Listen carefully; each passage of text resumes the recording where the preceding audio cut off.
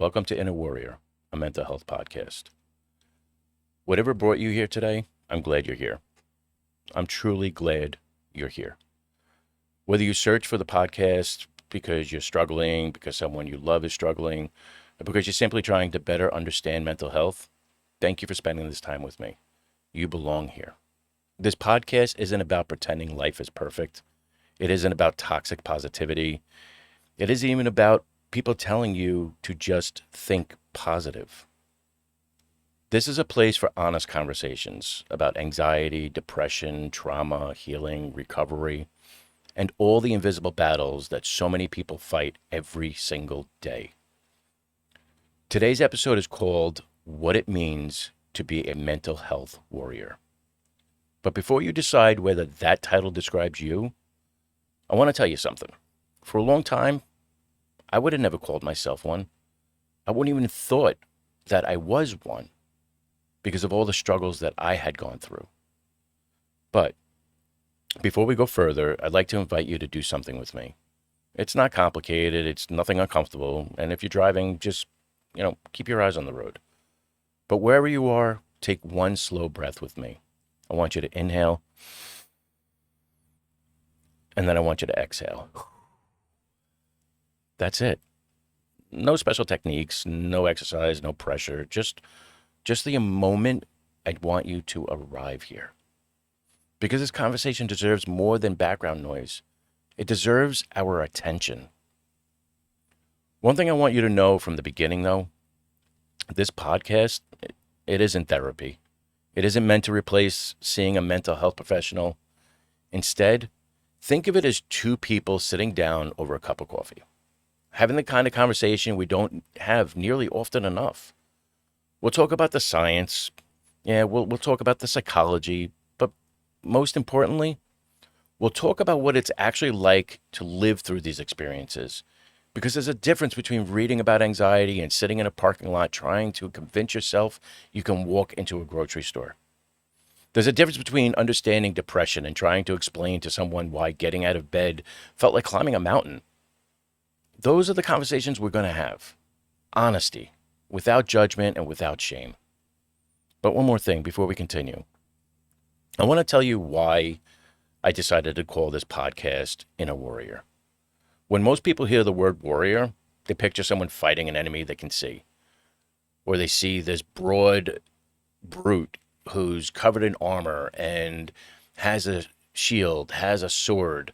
Maybe it's metal plated, maybe it's, leather, but it doesn't make a difference. That's what we see when we hear the word warrior. We think of a Viking, we think of medieval times, but that's what we see. But some of the hardest battles we ever have to fight are completely invisible, and they have nothing to do with that. Our armor is inside of us. No one sees the anxiety. No one hears the racing thoughts. No one feels that panic. No one knows the weight someone may be carrying behind a smile. Those battles, they happen quietly, inside of us. And every day someone chooses to keep going, even when their mind tells them not to. Let's be honest, that's courage. To me, that's what an inner warrior is, 100%. So, let me say this. If you've ever questioned your own strength, if you've ever felt ashamed of what you were experiencing, or if you've wondered whether anyone truly understands what it's like, I hope you'll stay with me. Because this podcast exists for people exactly like us. And I want to begin by sharing why. People often ask me why I decided to start this podcast. The answer is actually pretty simple. I didn't start it because I have all those answers. I didn't start it because I think I've mastered mental health. And to be perfectly honest, I certainly didn't start it because I believed I figured it all out and figured this life out. I started it because I know what it feels like to search for someone who understands you. Someone who doesn't judge you. Someone who doesn't minimize what you are experiencing. And someone who doesn't just tell you to just relax or snap out of it or everyone gets anxious. Because if you've lived through anxiety, real anxiety, you know it's so much more than just worrying. If you've lived through depression, you know it's so much more than feeling sad. And if you've ever felt completely alone inside your own mind, you know how powerful it can be when someone simply says, I understand. Mental health isn't a theory to me. It isn't something I only learned from a textbook. It's part of my story.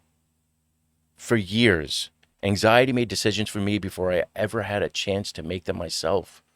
Panic decided where I go, what I could do, and sometimes even those decisions made me think about who I believed I could become.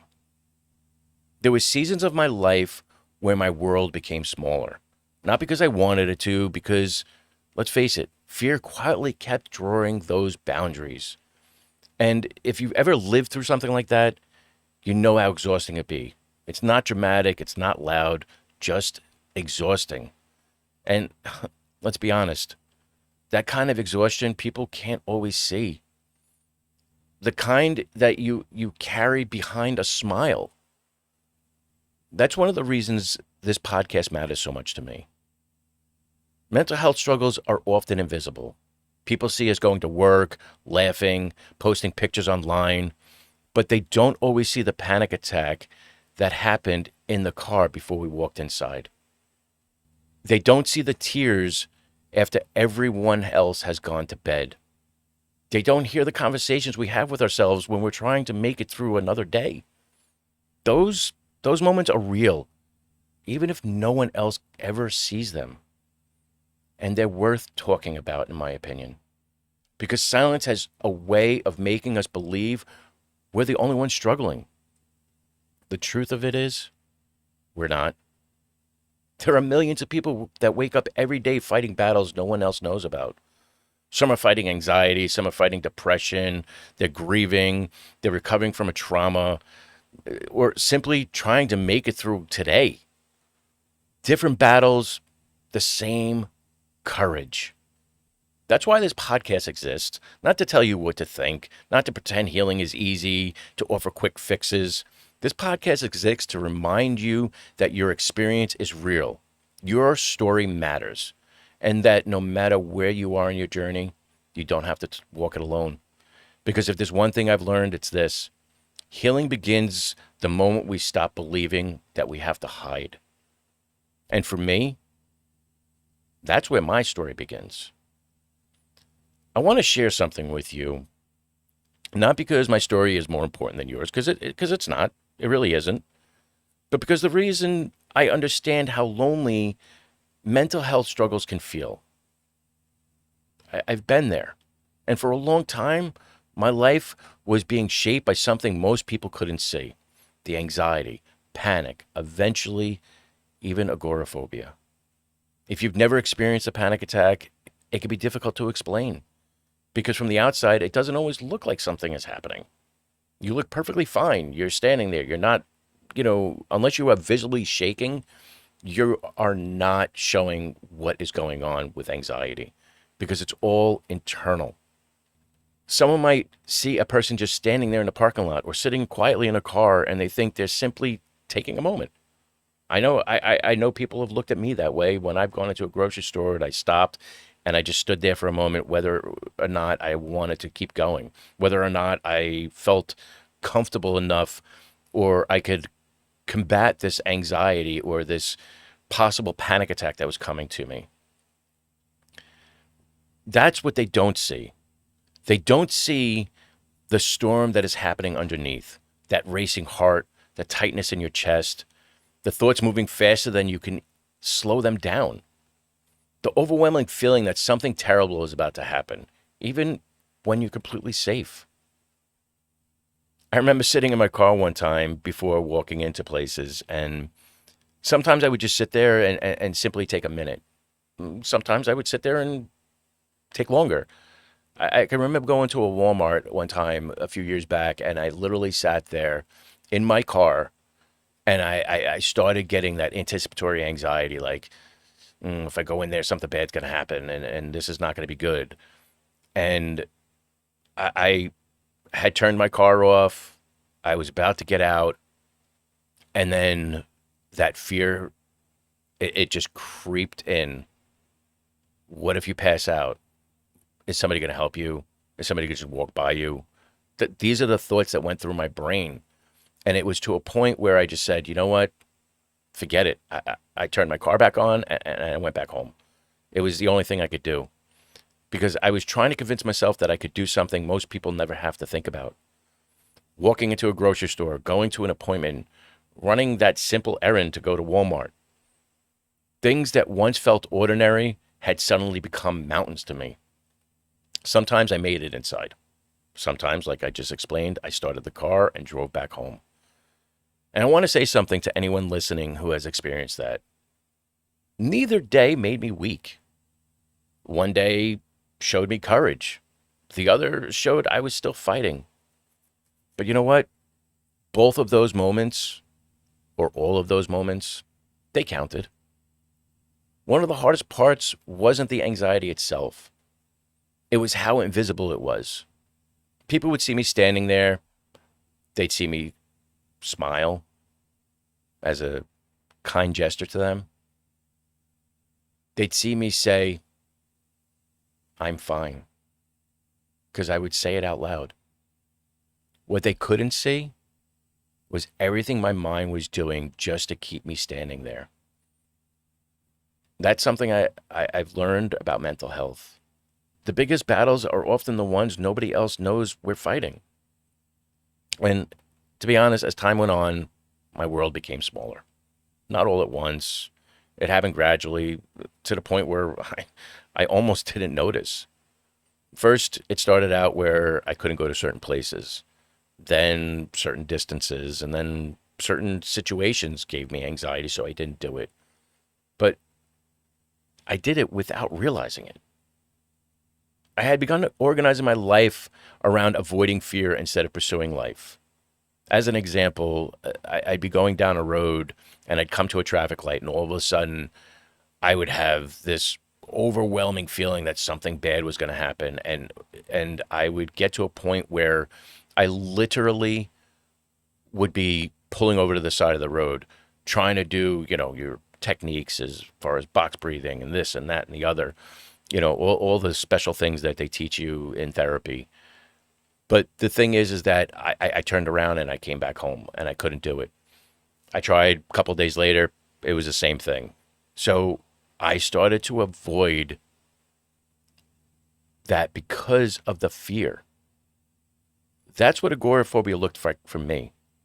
Not being trapped inside of a house, but slowly watching the world shrink around me. And when that realization finally hit me, it was heartbreaking. But here's the thing. Looking back now, I realized something. I wasn't weak. I wasn't broken. I wasn't failing. I was living with something I didn't yet understand. And when we don't understand what's happening to us, our imagination often fills in the blanks with fear. That's what the brain does. It's powerful. It makes you think things. We'll get into that at another time on certain aspects of that, but I just want you to sit with that for a minute. Our imagination often fills in the blanks with fear. That's why learning about anxiety changed so much for me. Not because I made anxiety disappear overnight, because let's face it didn't. But understanding began replacing fear with knowledge. And knowledge gave me something fear could never. And that was hope. That hope didn't change everything in one day. Recovery never works that way. Maybe sometimes it does, but almost never works that way. It happened one small step at a time, one difficult decision, one uncomfortable moment, one victory that nobody else saw. And looking back, I can honestly say those tiny victories became the foundation for a life I once believed I'd never have again. I feared that. I feared that to no end, to a point where I really didn't feel like I was ever going to be the same. I, I had dreams and hopes that maybe one day I'd wake up and poof, it would be gone. But we all know that that's not how it works. We don't wake up one morning and the anxiety is gone, the depression is gone, the trauma disappeared. None of it works that way. But you know what? This is why the podcast matters to me so much. Because I know what it's like to believe your world is getting smaller. I also know it can even grow again. I'd like to take a moment and ask you something. And there's no need to answer out loud. In fact, I don't want you to. Just answer it honestly for yourself. Have you ever smiled while quietly falling apart inside? Have you ever told someone, I'm okay, when you weren't? Or maybe even canceled some plans, not because you didn't want to go, but because your mind simply felt too heavy. I know I've done that. I've done that tremendous times. People invited me to go out to a bar. They invited me to go out to dinner. I was invited to birthday parties, weddings, big events. And I was like, yeah, I'll be there. I'll be there. And then all of a sudden, a day before, the anxiety creeped in, the fear, the uncertainty of what could happen. So I canceled those plans. So I do know it. And if any of that feels familiar, I want you to know something. Doesn't mean you're strange, doesn't mean you're weak. And more importantly, you are not alone. I need you to understand that. You're not alone. And as far as depression is one of the most misunderstood experiences a person can go through. People often described it as, sadness. And you know what? Sometimes it is. But many times, it isn't sadness at all. It's a numbness. It's that feeling of being numb. It's a disconnect from the world around you, waking up exhausted after having a full night's sleep. You lose interest in things you used to love, painting, going for walks, hanging out with friends, just feeling present makes you depressed, but not really feeling alive. And perhaps one of the hardest parts is trying to explain all of that to someone who's never experienced it. Because let's face it, from the outside, people may say, but you look fine. And you know what? Maybe you do. But mental health doesn't always leave visible scars. Sometimes the deepest pain is completely invisible. And just to take that a little step further, I'm sure you guys have seen that commercial, that involves, I forget what medication it is, but visualize a person standing there and they show you that they have this sadness to their face. And then all of a sudden somebody walks in the room and they pick up this popsicle stick with a circle on it that looks like a face and it's a smile. That's what people see. But what they don't see is what's underneath that. That's what I'm talking about here. I've learned that our minds can be incredibly convincing. When you're struggling, they whisper things that sound like facts. You're failing, you're a burden, you always feel this way. But thoughts, let's face it, aren't always truth. Sometimes they're just symptoms. And learning the difference can change everything. One lesson took me years, and I mean years, to learn. I used to treat myself like I was the problem, like I had somehow failed because I was struggling. I beat myself up over it so many times. Like, why can't I do this? What is wrong with me? I judged myself. I criticized myself. I compared myself to everyone around me that were able to do the things that I could not. And you know what? None of it helped. It only made me carrying the weight even heavier. Eventually, though, I started asking myself a different question. Instead of me saying, what's wrong with me? I began asking, what am I going through? That that one small change changed the way I looked at myself. But there's a huge difference between seeing yourself as broken and recognizing that you're hurting. So let me ask you another question. And this is kind of important. So I need you to pay attention a little bit. When you're struggling, how do you speak to yourself? And would you say those words that you're telling yourself to someone you love? Would you tell your best friend that they're weak, that they're hopeless, that they'll never get better? Probably not. Yet, so many of us speak to ourselves that way every single day. I know I have. I used to beat myself up, like I said. I used to rip myself apart. It's not, it's crazy. But you know what? Maybe today, instead of judging yourself, you can simply acknowledge where you are without shame or labels or pretending, just honesty. Because healing doesn't begin when we become perfect. Because let's face it, nobody is perfect. Nobody will be perfect. Nothing we do will ever be perfect. And that, in a strange way, is the beauty of life. I just needed to add that. I needed you to understand that the imperfections in our lives make the beauty in our lives, no matter what they may be. You know, it's funny because healing begins when we're finally willing to meet ourselves with honesty and with utter compassion. We show compassion towards others, like our loved ones, our best friends, and sometimes even strangers, but we don't give ourselves that same compassion. We sometimes don't even give ourselves that same honesty. And if that's where you are today, I want you to know something. You don't have to have everything figured out. You don't have to be fearless. You don't have to be fixed.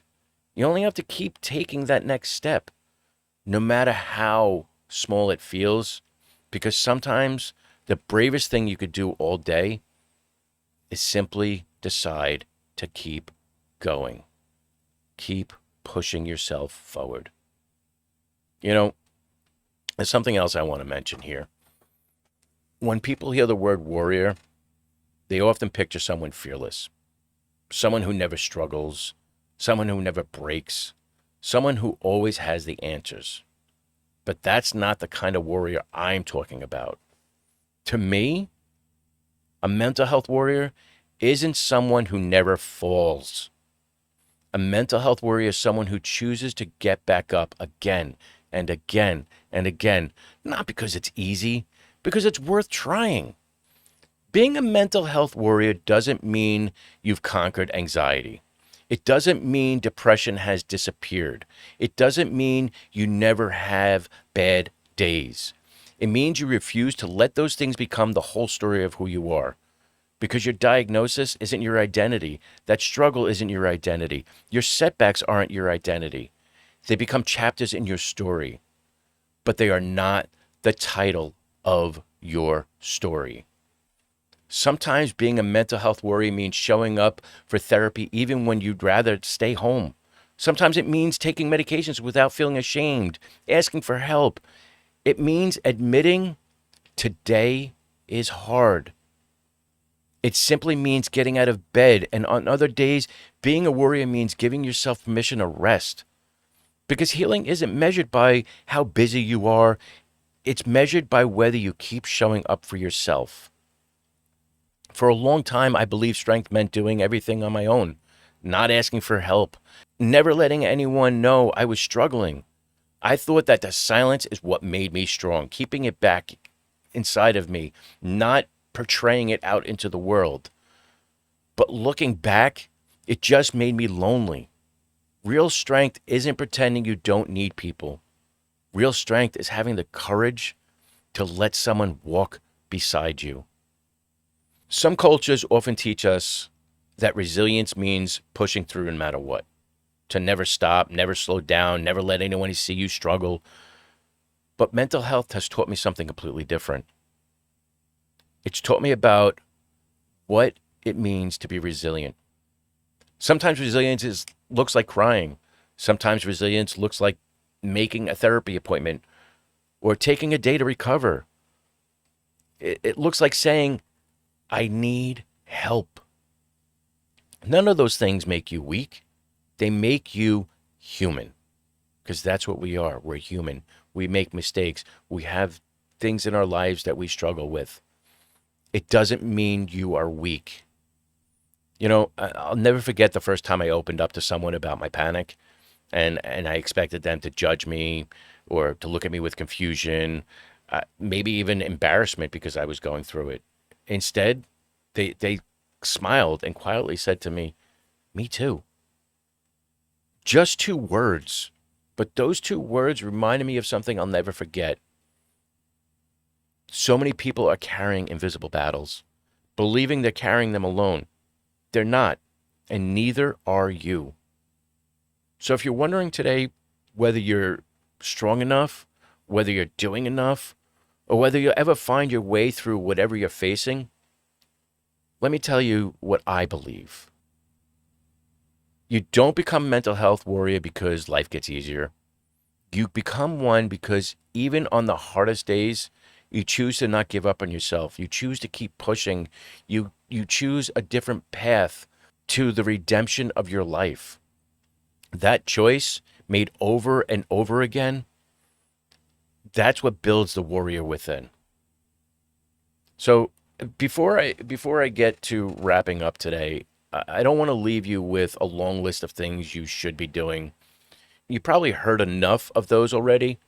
Instead, I'd like to share a few things that genuinely has helped me. They're not perfect. They don't always work for everyone because everyone is different. Everyone handles the situations differently. What works for me may not work for you. Your situation may be similar to mine, but not identical. So I just want you to know that they helped me take one more step forward when I needed it most. The first one was learning about what anxiety actually is. For a long time, I believed every symptom meant something terrible was happening. I had the racing heart, the dizziness, the tightness in my chest, the shortness of breath, and fear. Once I understood what my body was actually doing, those sensations became a little less frightening. Not because they disappeared, but because they finally made sense. And sometimes, understanding is the first step toward healing. The second thing was learning to notice the way I spoke to myself. I'd become my own harshest critic. I said things to myself that I would never dream of saying to another human being. Changing that didn't happen overnight, but likely by little, I started replacing criticism with curiosity. Instead of asking, why I can't handle this, I, I began asking, what do I need right now? That one question changed far more than I ever expected.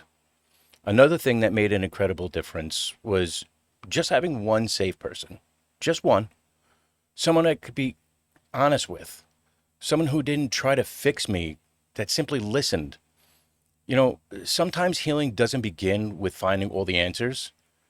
It begins with finding one person who reminds you that you don't have to carry everything alone. And finally, I learned something that I wish someone had told me so many years ago. Progress is almost never a straight line. Some days you'll move forward. Some days you feel like you've taken 3 steps backward. But that doesn't mean you failed. It means you're human. Healing has seasons. Growth has setbacks. And, recovery has detours. None of those erase the progress you've already made. So if you're listening today and you're still fighting, I hope you'll give yourself credit for something. You're here. You pressed play. You stayed. That tells me there's still a part of you, no matter how small it feels, that believes life can get better. I want you to protect that part, nurture that part, because hope doesn't always arrive like a sunrise. Sometimes it begins as the smallest little flicker of light And you know what? That's enough. So before I finish today, I want to leave you with this. Your worth has never been determined by your worst day. Your future has never been determined by your hardest season. And your story isn't over. Not today, but maybe tomorrow won't be easy. And maybe next week won't be either. But every time you choose to keep showing up, to keep learning, to keep asking for help, to keep believing that healing is possible, you're already becoming stronger than you realize. One choice at a time, one breath at a time, one day at a time. As we come to the end of the first conversation together, I want to thank you, not just for listening, but for showing up. Because I know that pressing play on something like this, it's not always easy. Sometimes it means admitting that something inside us is being hurt or is hurting. Sometimes it means we're searching for answers. Sometimes it simply means we don't have to feel so alone anymore. Whatever brought you here today, I'm grateful it did. Over the coming weeks, we're going to talk about anxiety, depression, agoraphobia, trauma, recovery, healing. And the biggest thing, too, is what it truly means to build the warrior within ourselves. It's not going to happen overnight. It's not going to be perfect. But one conversation at a time, one step at a time, as a team, together. If there's one thing I hope you take away from today's episode, it's this.